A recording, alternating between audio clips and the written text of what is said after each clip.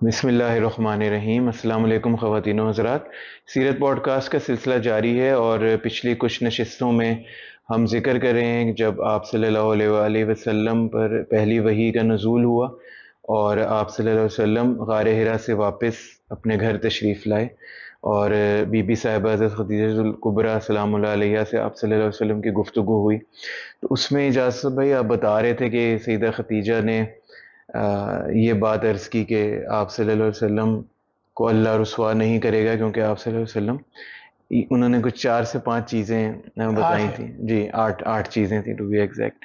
سو میں اس پہ یہ سوچ رہا تھا کہ یہ تو پورا ایک مینول ہے، ایک گائیڈ ہے، اگر ہم انہی پر ہی عمل کر لیں، یہ امت کے لیے کتنا خوبصورت ہے کہ ہم ان 8 چیزوں پر عمل کر لیں تو ہمارے تو بیڑا پار ہو جائے۔ آپ کی بات مکمل ہوگی۔ جی جی جی۔ میں ایک بات بار بار کہتا ہوں، ہم عجیب چیزوں میں الجھتے ہیں۔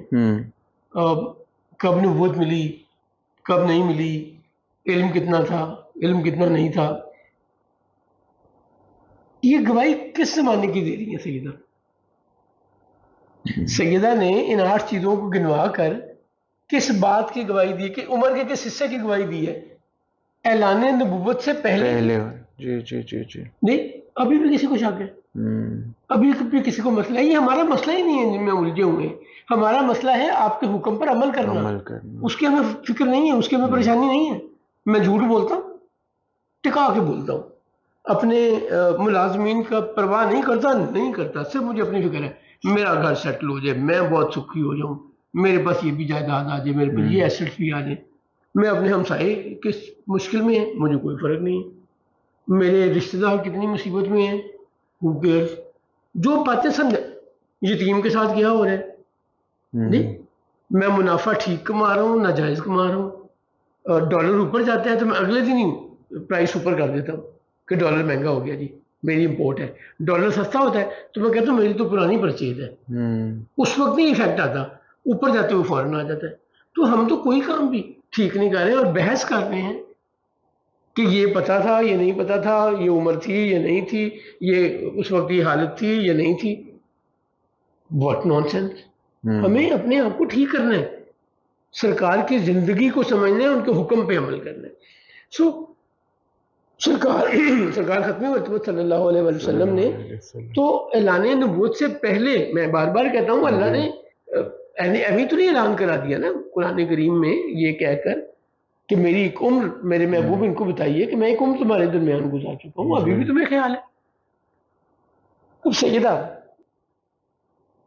یہ گواہی دے کے کنسول کر کے، یعنی سیدہ کو یہ عزت اور کمال حاصل ہے کہ جب سرکار اعلان نبوت کے بعد، ابھی تو وہ مرحلہ نہیں آیا نا، جب پبلکلی آپ نے اعلان کیا، لوگوں نے مخالفت شروع کر دی، ٹونٹ شروع کر دی، رسول اللہ صلی اللہ علیہ وسلم گلی میں واک کرتے ہوئے جا رہے ہیں تو لوگ مذاق اڑا رہے ہیں، آوازیں کس رہے ہیں، کوئی کہہ رہا ہے نیا حکم نہیں آیا، کدھر گیا تمہارا رب؟ وہ اچھا جی، وہ تانے مارتے تھے ہندا،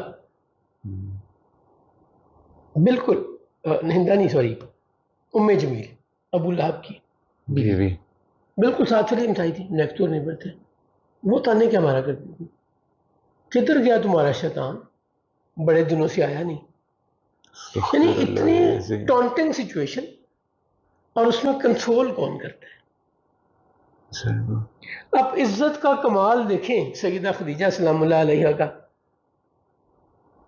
انبیاء کے سردار، اللہ کے محبوب، جب ان لوگوں کے تانے، بری باتیں، ٹونٹس، برا رویہ سن کے گھر آتے ہیں تو سیدہ کنسول کرتی ہے۔ نہیں، اللہ نے کتنا اعلیٰ ساتھی دیا ہوا ہے۔ سر اس میں یہ میسج بھی مل رہا ہے امت کو کہ لائف پارٹنر کی کونسولیشن کی اہمیت، اور جو اب کے آتے ہیں مسائل۔ سر یہ ہم نے نا ہمارے کلچر میں، چونکہ ہم نے ہندوؤں کے ساتھ بہت اچھا گزارا نا، تو بڑا انفلوئنس ہم نے، انہوں نے بھی ہم سے انفلوئنس لیا ہوگا، جو ہم نے انفلوئنس لیا نا اس میں ہم نے بیوی کی حیثیت بالکل زیرو کر دی۔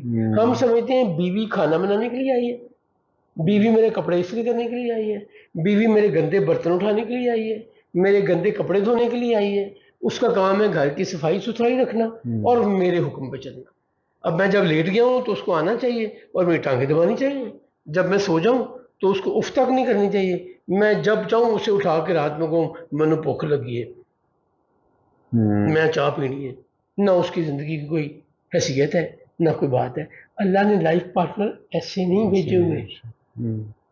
میں بات کرتا ہوتا ہوں نا سیدہ عائشہ صدیقہ رضی اللہ تعالیٰ عنہ کے متعلق روایات ذرا زیادہ ملتی ہیں چونکہ یہ اعلان نبوت کے بعد کا انہوں نے نکاح میں آئی ہیں ہجرت سے 2 سال پہلے 3 سال پہلے اور ہجرت کے 2 سال بعد رخصتی ہوئی. اس وقت لوگوں کو اللہ کے نبی اور آپ کی مقام کا اندازہ ہونا شروع ہو گیا تھا. ٹھیک ہے, شروع کے زمانے میں تو لوگوں کو نہیں اندازہ تھا کہ اعلان نبوت ہونا ہے. سو زیادہ چیزیں ریکارڈ ملتی ہیں آپ کو مدینہ کی زندگی کے. جی تو ناراض ہوا کرتے تھے اور سرکار منایا کرتے تھے. اور صرف سیدہ عائشہ ہی نہیں, حضور کی باقی ازواج بھی. دیکھیں یہ ریلیشن ہی اور ہے, میاں بیوی کا ریلیشن. میں اپنے والد والدہ کا ریلیشن میں نہیں ڈیسائیڈ کروں گا. میرے لیے والد کی عزت بھی کرنی ہے, والدہ کی عزت بھی کرنی ہے, جی خدمت کرنی ہے. ان کے آپس کا ریلیشن اور چیز ہے, مجھے ان کو ویسے ہی دیکھنا ہے. امہات المومنین اور سرکار ختمی مرتبہ صلی اللہ علیہ وسلم کا ریلیشن شپ میاں بیوی کے ریلیشن میں دیکھنے کی ضرورت ہے.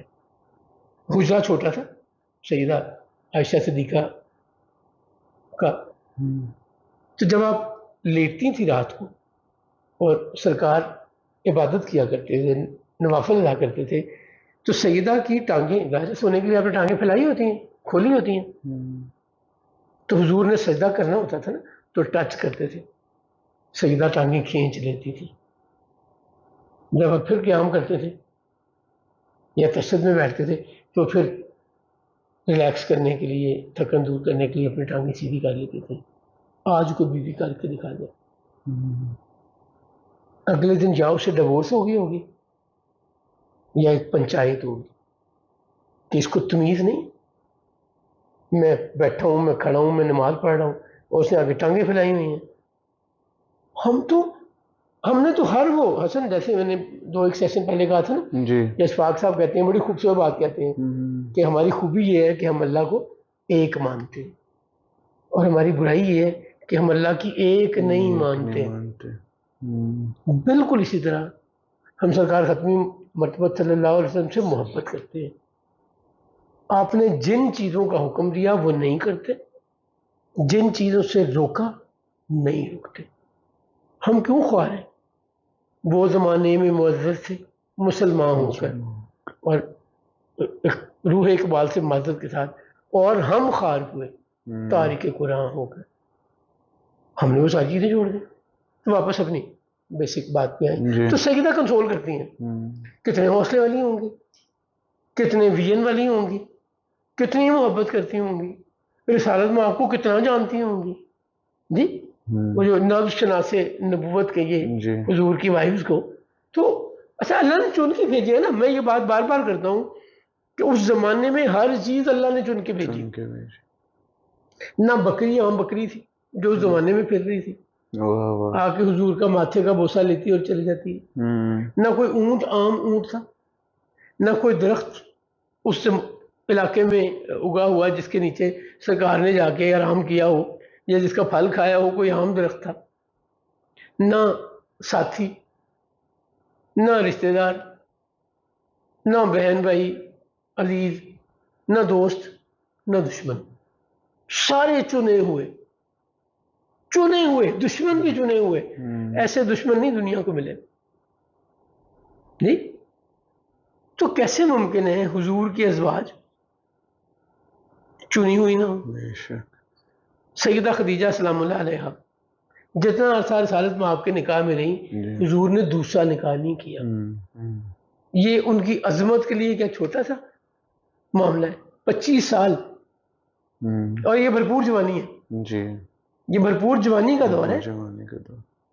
سو سیدہ خدیجہ سلام اللہ علیہا پورا حصہ دیتی ہیں, پوری سپورٹ دیتی ہیں ان فرائض جو کام سرکار کے ذمے ہیں بطور نبی بطور نبوت ہر طرح سے سپورٹ دیتی ہے، اور سب سے بڑی سپورٹ کیا دیتی ہے؟ کنسول کرتی ہے۔ اچھا اس زمانے میں ایک عیسائی عالم ہے، مکہ میں رہتے ہیں، بوڑھے ہو گئے ہوئے ہیں، کوئی 100 سال کے قریب عمر ہے، اور بائبل پہ بڑا عبور ہے، اور انہوں نے بائبل کا عربی زبان میں ترجمہ بھی کیا عرب کے لوگوں کے لیے۔ نیک بھی بہت ہے، عالم بھی بڑے ہیں، اور سیدہ خدیجہ کے کزن ہیں، ورقہ بن نوفل، بنی اسد سے، سیدہ بھی بنی اسد سے۔ تو ان کو یہ خیال آتا ہے کہ اچھا یہ جو سچویشن ہے اس کو ورقہ بن نوفل سے جا کے کنسلٹ کرتے ہیں۔ زیادہ مشہور روایت یہ ہے کہ وہ رسالت مآب صلی اللہ علیہ وسلم کو لے کر ورقہ بن نوفل کے پاس جاتی ہے۔ ایک دوسری روایت یہ ہے کہ وہ علی ابن ابی طالب کو حضور کے گھر میں رہتے ہیں، بھیجتی ہیں کہ ورقہ بن نوفل کو بلا کے لائیے، نہیں، اور وہ چونکہ نابینا ہے تو علی ابن ابی طالب ان کا ہاتھ پکڑ کے لے کے آتے ہیں سرکار کے گھر۔ جی ورقہ بن نوفل کو ساری بات سناتے ہیں، اور بلکہ کہتی ہیں کہ بھائی جان عمر میں بڑے ہیں، سیدہ کی عمر اس وقت 60 سال کے قریب ہے، نہیں 50 40 اور 55 سال ہے جس وقت یہ واقعہ ہے، اور ورقہ بن نوفل کی عمر 100 سال کے قریب ہے۔ بھائی جان اپنے بھتیجے کی بات سنیے، چونکہ یہ عمر میں اپنے خاندان کے اعتبار سے قصی بن کلاب سے چلے تو اس جنریشن میں ہے جو جناب عبداللہ کی جنریشن تھی، جناب ابی طالب کی جنریشن تھی، ٹھیک ہے، تو اس حساب سے رسالت مآب بھتیجے لگتے ہیں۔ تو بھائی جان اپنے بھتیجے کی بات سنیے۔ سرکار ختمی مرتبہ صلی اللہ علیہ وسلم سارا واقعہ نریٹ کرتے ہیں ورقہ بن نوفل کو، تو یہ سنتے ہی ورقہ بن نوفل سرکار کا ماتھا چومتے ہیں اور کہتے ہیں محمد تم اس امت کے نبی ہو، میں پہلے ہی جانتا ہوں کہ آخری نبی کے آنے کا زمانہ بہت قریب ہے، جی تم نے جتنی باتیں بتائی ہیں یہ وہی فرشتہ ہے، ناموس کا لفظ انہوں نے استعمال کیا جو عبرانی یا سریانی زبان کا لفظ ہے، یہ وہی ناموس ہے جو موسیٰ پر اللہ کی آیات لے کر آیا کرتا تھا، اور ایک وقت آئے گا کہ لوگ تمہیں جھوٹا کہیں گے، تمہیں تنگ کریں گے، اور تمہیں تمہارے شہر سے نکال دیں گے، کاش میں اس وقت زندہ ہوں اور تمہارا ساتھ۔ رسول اللہ صلی اللہ علیہ وسلم جواب میں پوچھتے ہیں کیا میری قوم مجھے میرے شہر سے نکال دے گی؟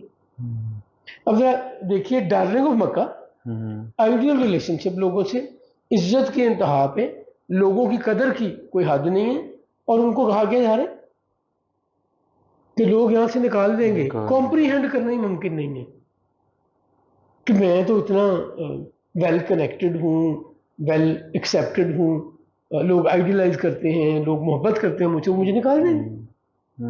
تو ورقہ بن نوفل پھر کہتے ہیں بھتیجے ایسا پیغام جو بھی لے کر آیا، یعنی جو بھی نبی آیا، آسان لفظوں میں انداز بیان ہے ان کا، اس کے شہر اس کے قوم والوں نے اس کے ساتھ اچھا سلوک نہیں کیا، کاش میں جوان ہوتا اور آپ کی مدد کرتا۔ سرکار ختمی مرتبت کو ورقہ بن نوفل کی بات سن کے بڑی تسلی ہوئی، سیدہ کو بھی ہوئی، اور دونوں گھر تشریف لے آئے، اور اگر دوسری روایت ٹھیک ہے تو علی ابن ابی طالب ورقہ بن نوفل کو ان کے گھر چھوڑنے چلے گئے۔ ورقہ بن نوفل اس واقعے کے بعد زیادہ عرصہ زندہ نہیں رہے۔ یہ 10 اگست 610 میں پہلی وحی نازل ہوئی غار حرا میں، اور 610 میں ہی ڈیتھ ہو جاتی ہے ورقہ بن نوفل کی۔ آج کے لیے اتنا ہی، انشاءاللہ اگلے سیشن بہت ماشاءاللہ خوبصورت مرحلے میں سلسلے میں ہم داخل ہیں سیرت رسول صلی اللہ علیہ وسلم کے حوالے سے۔ انشاءاللہ تعالی اگلی نشست میں سلسلہ یہاں سے آگے بڑھائیں گے۔ السلام علیکم ورحمۃ اللہ وبرکاتہ۔